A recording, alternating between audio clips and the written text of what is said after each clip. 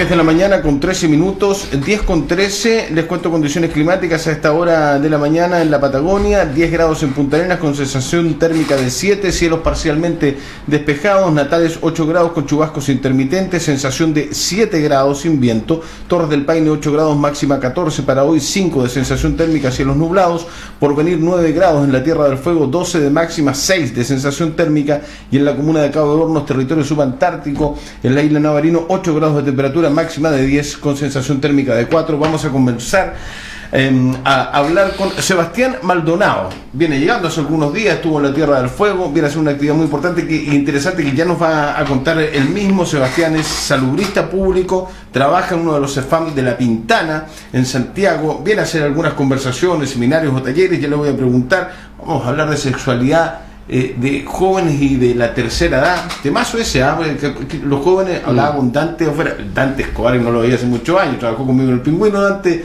editor nocturno, tremendo Dante. De que de repente los chicos o las chicas no conversan de sexualidad con sus padres, pero capaz que sí con sus abuelos. ¿Cómo estás, Sebastián? Buen día, bienvenido. Sí, buen día. Bueno, muchas gracias por la invitación. Un gusto que estés acá. Me contaba que había venido el 2011 por primera vez a la Patagonia, pero estuviste en Natales nomás. Sí, el 2011 me enamoré acá. Ya. Sí, cuando vine a las Torres del Paine a hacer el circuito de la W. Ya. Y después una señora ya me dijo, tiene que ir a Punta Arenas a darle un beso a la pata del indio para que vuelva. ¿Pasaste, no? Sí, pasé. ¿Viste? Y le di el beso y se cumple, Sí, lo comprobé. Se sí, cumple. Sí. ¿En qué andas en Punta Arenas? ¿Cuál es la idea? Me parece interesantísimos los temas. Sí. Mira, lo que pasó acá en Punta Arenas es algo muy interesante, porque por ahí, si no más bien me equivoco, en marzo se abrieron unos fondos concursables para las regiones respecto a algunos proyectos de participación social a través del Ministerio de Salud. Y este proyecto tenía que ver con abordar temáticas que fueran relevantes en la región, digamos. Y acá en Punta Arenas postularon varios CEFAM, por lo que tengo entendido, y el único que se adjudicó el proyecto fue el CEFAM Ibáñez.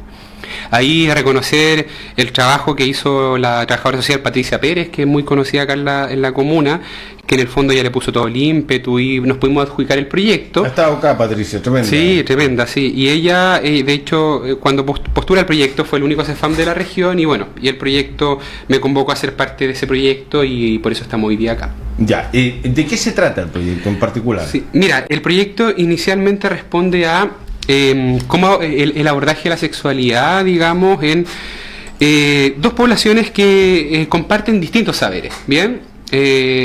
Ayer en otro medio me preguntaban cómo se titula el proyecto. El proyecto se titula Sexualidad y Abordaje Interdisciplinario, si le queremos poner, pero el enfoque de este proyecto tiene que ver con trabajar con dos grupos que comparten saberes distintos, con diferentes influencias, ya sea los adultos mayores y la población adolescente.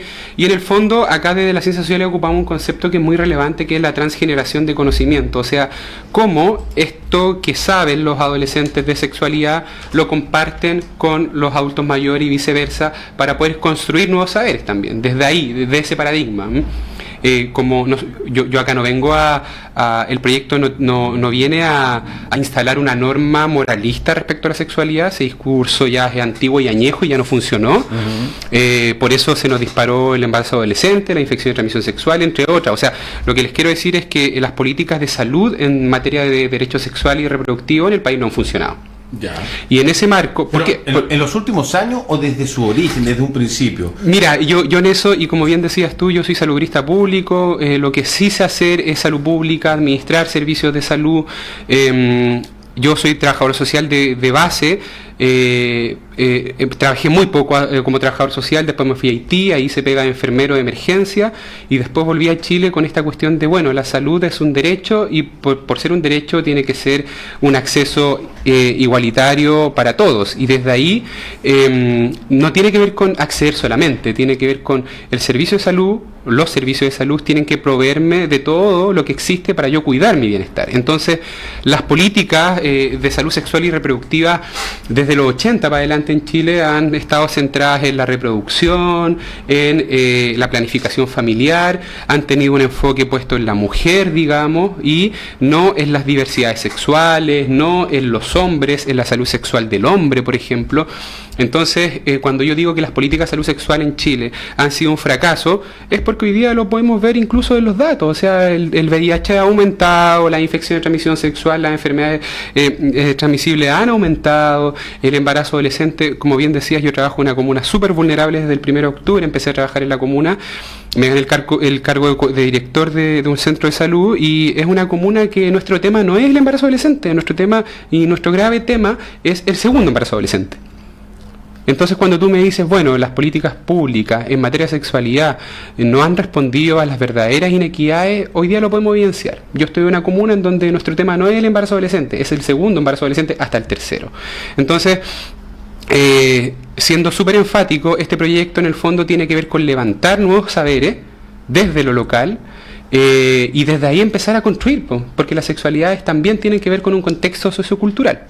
Todo esto está ligado con la educación, sin ningún lugar a dudas, sí. En términos de que, claro, una cosa es cómo lo afronta la salud pública, pero cómo lo afrontamos como familia también, y ahí hay un quiebre, ahí ya se quiebra el tema cuando hay falta de educación. A todos nos falta educación, y hay sectores poblacionales, obviamente, sectores de la sociedad que tienen menor educación que otros sectores, sí. Y se reflejan los resultados, ¿no? Sí, pero en eso quisiera ser un poco enfático porque hoy día el desconocimiento de la salud sexual y reproductiva y los derechos sexuales es transversal. Uh-huh. Bien, yo trabajé hartos años en el Ministerio de Salud y puedo tener la mirada de todo un país, desde la ruralidad, los sectores más integral, y créeme que en los sectores más acomodados de Santiago, la gente que fue a la universidad, que tiene mayor instrucción, cree en el saber de que justamente el VIH se contagia porque te toco, digamos. Ya, claro. Entonces, ¿qué te quiero decir con este ejemplo? Pero un tema más cultural que... Claro, ¿qué es lo que te quiero decir? Es que efectivamente hoy día tenemos un desequilibrio de saberes y que es transversal. Bien, desde los sectores menos acomodados hasta los sectores más acomodados. Y por otro lado está el sesgo, porque si bien los sectores más acomodados tienen derecho, o sea, más que derecho, acceden a información, pero esta información está sesgada por el contexto en el que viven. Por ejemplo, cómo influencia la iglesia, cómo influencia el empresariado, el entorno familiar. Solamente darte un dato: nosotros somos 18 millones de personas que habitan este territorio. Las que se atienden en salud pública son casi 6,5 millones. O sea, las personas que están en el sistema de salud público es casi el 85%, casi el 90% de todo el territorio. Sí. Entonces, cuando hablamos de salud pública, ¿dónde está el impacto que estamos teniendo en casi todo el país? Por eso cuando hablamos de educación, claro, no así con el sistema educacional, que no tiene tanto porcentaje de personas que están en el sistema de educación pública. Entonces, cuando empezamos a educar, ¿dónde ponemos los énfasis? Y en particular la atención primaria. ¿Por qué? Porque la atención primaria es la puerta de entrada, digamos. Pero yo me acuerdo, y se me va a caer el carnet otra vez, yo era muy pequeño y en el colegio, como gran cuestión, nos anunciaron que nos iban a hacer clases de educación sexual. Y duró 2-3 años. Me parece que después siguió algunos años más. Nunca más se hizo educación sexual en los colegios, por ejemplo. ¿Tiene relación? Tiene mucha relación, porque seguramente nos llevamos por unos 10 años, no sé cuál es tu edad. Yo soy mucho más joven que tú. Y te lo digo porque yo también recibí la educación noventera y del 2000, en donde mi profesora de segundo medio, y que era la profesora jefe, me acuerdo que en esos años la educación sexual la tenían que hacer los profes jefes. Sí, pues. Y yo nunca voy a olvidar que esta profesora, que era profe de lenguaje, me acuerdo, no se recomendaba usar doble condón. Decía ella. Decía ella. Ya. Y fue un aprendizaje que lo adquirimos durante los 3 años, que fue nuestra profe jefe, digamos. Y esto es muy relevante de análisis, porque la disparidad de conocimientos también parte por nosotros. Yo hoy día todo lo que sé de sexualidad es porque me formé, busqué la información adecuada, me especialicé, claro. Sí. Pero hay una academia que intenta salir del sesgo, ¿bien? Porque también la academia tiene sesgos. Te quiero decir que en este país hay 2 universidades que forman matronas y que no le enseñan los métodos anticonceptivos. Ya, o sea, hay universidades que forman matronas de una forma, con una información, con un contenido y una visión, y hay otras que de otra manera. Por supuesto. Absolutamente distinto. Absolutamente distinto, y ahí están los sesgos. O sea, yo no te estoy hablando de un sesgo moral de la iglesia solamente. Te estoy diciendo que en este país hay 2 universidades que no le enseñan los métodos anticonceptivos a las matronas. ¿Quién? ¿La Católica ahí? Bueno, en particular la Universidad de los Andes, que es una de las universidades que no enseña método anticonceptivo. Entonces, eso también es súper complejo porque de ahí se forman profesionales. La Universidad Católica estos últimos años ha tenido un poco de flexibilidad sí, en las formaciones, pero igual tiene sus sesgos ahí. Entonces, cuando entendemos la salud sexual y reproductiva, y este es un campo netamente de las matronas y en particular, y los matrones, y ahí yo no me meto porque el respeto a las disciplinas.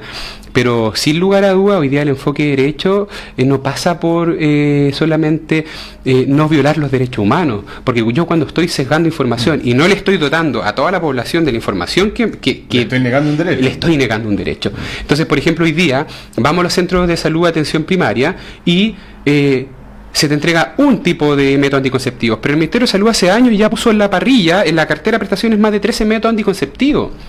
No se trata de dar pastillas nomás, o sea, tengo que yo primero hacer una anamnesis, evaluar a la mujer que va a iniciar el método anticonceptivo, y frente a eso yo establezco cuál es el método anticonceptivo más adecuado. Pero cuando hacemos mala gestión sanitaria, y no solamente pasa en la región de Magallanes, pasa en todas las regiones, que la gestión sanitaria muchas veces la lideran ingenieros, personas que no tienen un conocimiento acabado en materia de salud sexual, y terminan comprando lo más barato. ¿Y qué es lo más barato? La Femel 20 o otro método anticonceptivo pastilla. Entonces, en ese escenario tenemos varios elementos. Primero, los que administran salud no necesariamente se dedican a la salud pública y aplican el principio de eficiencia y eficacia, que me parece atroz en un contexto en donde todos somos distintos y a todos nos tienen aspirina, o sea, lo voy a un poco satirizar. Sí, sí. A todos nos meten aspirina y no miramos en el fondo los efectos colaterales que puede tener para cada persona el uso de la aspirina, digamos. Entonces, la salud pública estos últimos años se ha empecinado en buscar gastar menos y dar más, pero no estamos mirando los costos que eso significa. Entonces, frente a eso, no solamente pasa por las desigualdades en la formación que uno tiene, sino que también pasa por quién está administrando salud. Mercantilismo, sea, en términos de decir qué remedio es más barato, qué me conviene más, porque tengo que atender a mucha gente y que sea con esto que me conviene más. No sé, el proveedor me cobra menos o me da mayores facilidades. Y bueno, y así estamos, lamentablemente. Sí, y por eso hoy día en este estallido social, y como todos tenemos la oportunidad de decir las cosas que pensamos y cómo queremos un mejor país, el llamado directo es a todas las personas y a todos los alcaldes y alcaldesas que tienen a cargo la salud poblacional de sus comunas, es que al margen de que tengan una persona de confianza en las administraciones de salud o educación, tienen que tener un asesor técnico que les diga, mira, por aquí va el mapa epidemiológico de tu comuna, por aquí no va, aquí tienen que estar los esfuerzos en salud. Está bien, es verdad, hay que optimizar los costos en salud pública, pero también las personas que lideran las políticas públicas tienen que tener asesores que te permitan también mirar de manera más eficiente la salud de las personas. Y frente a eso, yo entiendo de que cuando las autoridades locales gobiernan un territorio, no solamente gobiernan las Didecos, también gobiernan los espacios de toma de decisiones, y salud por sí solo es un espacio de toma de decisión. Entonces lo que estoy diciendo es perfecto, seamos eficientes y eficaces, pero con mirada a salud pública. Sebastián, cuéntale un poco. Yo conozco La Pintana y conozco la gran mayoría de las comunas de Santiago, por suerte. Hagamos diferencias entre La Pintana, comparaciones, analogías, para que no suene tan drástico, entre La Pintana y Punta Arenas. ¿Qué te pareció el Carlos Ibáñez? Me imagino que ya fuiste al CEFAM, ya has recorrido algunos otros sectores del mercado de la salud, el sistema de salud público a nivel local. Cuéntale a la gente cómo es La Pintana, además. Sí, hay un elemento de La Pintana que a mí me hace mucho sentido cuando la alcaldesa lo menciona y en la prensa, digamos, y seguramente ustedes conocen a la alcaldesa porque se ha hecho también muy conocida en los medios porque ha puesto el elemento de las desigualdades territoriales en la mesa. Yo creo que La Pintana estos últimos años ha evolucionado desde el estigma y el prejuicio y el robo y el lanza y el lumpen y todas estas cosas que terminan en el fondo estigmatizando a un lugar, versus a transformarlo en un territorio que es el signo y el símbolo de las desigualdades territoriales. ¿Qué es lo que te quiero decir? Es que el estallido social en La Pintana el 18 de octubre sí nos afectó un montón, pero hemos estado muy abandonados por el Estado. Pero no es algo ajeno. El Estado nos abandonó desde cuando fue a tirar la gente en plena dictadura y la fue a tirar allá y la sacó de Las Condes, y estuvo todo este proceso de erradicación de personas de los sectores más acomodados de Santiago. Entonces el primer elemento es que yo creo que más que hacer diferencias con La Pintana y Punta Arenas, es que nos unen elementos en común. Por ejemplo, el abandono del Estado. Acá en Magallanes ustedes han sufrido el abandono del Estado desde cuando empezaron a hacer síntomas por la protesta del gas, etcétera. Nos unen cosas en común, por el abandono del Estado. Por otro lado, ¿cuáles son las otras cosas en común? Nos unen algunos elementos, por ejemplo, cómo también la gente percibe la oferta del Estado, cómo las personas se apropian de lo que el Estado les está dando o siendo garante de derechos. Pero la gran diferencia también tiene que ver con que acá la gente dice, bueno, estamos lejos de Santiago, estamos aislados, y La Pintana está efectivamente a 22 kilómetros del centro de Santiago, y para llegar a La Pintana, todos los días yo en la micro me demoro casi 3 horas. Entonces yo aquí te doy otro elemento. Yo para llegar a Punta Arenas me demoro 3 horas y media en avión. O sea, yo todos los trayectos que hago de mi casa en el centro a La Pintana me significa venir a Punta Arenas en avión, ida y vuelta todos los días. Entonces cuando hablamos, pongamos criterios de realidad respecto a las desigualdades territoriales. ¿Por qué una comuna de una misma región tiene que sufrir las mismas desigualdades y aislamiento social que ustedes? Yo les voy a hablar de otro elemento que nos une como comunas, por ejemplo los accesos. La comuna de La Pintana tiene muy poco acceso. Para llegar a la comuna de La Pintana tienes 4 o 5 servicios de locomoción pública. El anhelo de que llegue el metro tiene que ver justamente con estar más conectados con la región. Entonces, claro, nos unen cosas muy en común. El aislamiento, la lejanía, y no tiene que ver con distancia o territorio, sino que tiene que ver con el absoluto abandono del Estado. La comuna de La Pintana tenía 2 supermercados antes del estallido social. Se tuvo que hacer abogacía con el empresariado para que por favor pusiera supermercados en la comuna, porque hace 10 años atrás no habían supermercado, y de un día para otro los saqueos fueron tan brutales que nos quedamos sin supermercado y nadie le importó. Y tú ves en el Costanera Center que está todo resguardado con carabineros. Entonces yo me pregunto, bueno, ¿y por qué no fue a resguardar los supermercados de La Pintana, digamos? Entonces tú ahí ves estos elementos también de violencia de Estado. Y hay una cuestión que a mí me conmueve mucho. ¿Quiénes están en primera línea? Fíjate, son los cabros de La Pintana. Sí, los primeras líneas. Entonces cuando uno dice, bueno, ¿y quiénes son esa primera línea? Y los empiezas a descubrir, son cabros que han sido abandonados por el Estado, que se han quedado embarazadas muchas de ellas, que las políticas de salud sexual no han sido efectivas, que las políticas educacionales no han sido efectivas para ellos, que han reincidido, que han vuelto al sistema penal, que han sido egresados del Sename sin ningún proceso de reparación o reintegración, digamos. Son hijos o hijas de personas que están privados y privadas de libertad. En el fondo, hoy día cuando hablamos la primera línea, ¿quiénes son? Son justamente los que el Estado ha tenido ahí abandonados por siempre. Leí una columna el otro día de, además, muchos de los que están en primera línea hoy día, a propósito de este estallido social, han encontrado un lugar dentro de la sociedad, que no lo tenían hasta hace 50 y 52, 53 días. En cuestiones muy especiales en términos sociales. Hace poco, yo justamente vivo en pleno centro, entonces yo me prometí, salvo ahora que estoy acá en Magallanes, ir todos los días a las manifestaciones. Y en este encuentro en las calles te encontráis con cabros que cada uno se soporta. Entonces voy con mi rociador, con el agüita de laurel o bicarbonato, por el tema de los gases, y se me acerca un chiquillo, pues me dice, tío, deme, y claro, pues le doy aspersor. Y me dice, claro, yo andaba todo preparado y él se notaba que estaba como asistiendo a la primera línea.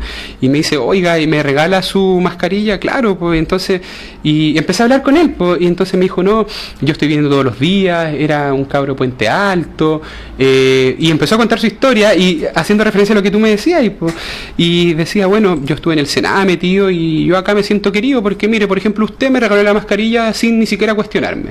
Acá la gente me da alimentos, vengo, me quieren. El otro día me llegó un perdigón, me lo sacaron. Entonces, lo que me conmueve es que hoy día las personas que han sido más abandonadas por el Estado están sintiendo que no tienen nada que perder en la primera línea. Pues si ya, ¿qué van a perder? ¿Qué van a perder si el Estado les mató a los papás porque la hora nunca les llegó para la operación y después de 2 años más encima lo llaman y sus papás estaban muertos porque murieron esperando la lista de espera? Entonces, ¿qué más puede esperar? Entonces, y por otro lado tienes el discurso que los condena, no son capaces de ver esa realidad. El otro día escuchábamos Katy en el CNN y bueno, y decía claramente está la generación de los egresados del Sename, que nadie les dio respuesta, de la generación de los niní, que hace poco decíamos, bueno, ni estudian ni trabajan, pero ¿por qué no estudian ni trabajan? Entonces, frente a eso, miremos nuestras propias historias de vida. Yo le decía, yo soy trabajador social, he ejercido muy poco, me dediqué a la salud pública, pero también somos productos de que fuimos a la universidad porque había que cumplir con un estándar.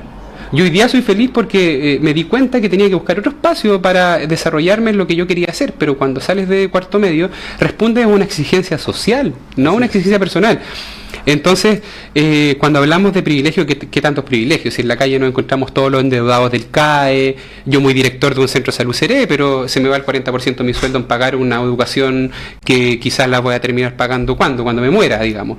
Entonces, cuando hablamos de privilegio y quiénes estamos, o en primera línea en las calles, yo creo, y aquí yo creo, me posiciono incluso yo, a mí no me es indiferente, y por eso estoy en las calles, porque a mí me pagan 6.500 pesos por atender a las personas. Una depresión que yo atiendo en el centro de salud mental me la están pagando a 32.000 pesos, casi con eso.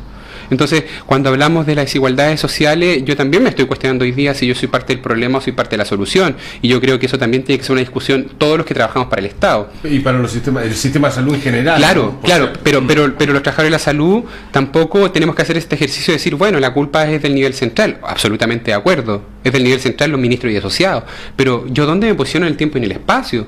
Cuando en el proyecto de acá del Cefam Ibáñez, cuando estamos trabajando el tema trato usuario, o sea, si bien un profesional que está en Ventanilla no puede tener una injerencia en la política pública a nivel nacional, pero se le está pagando para atender a una persona y atenderla bien. Así es. Entonces el cuestionamiento también es la invitación a todos los que somos directores de centro, los que son las enfermeras, todos, o sea, estamos siendo parte de la solución o parte del problema.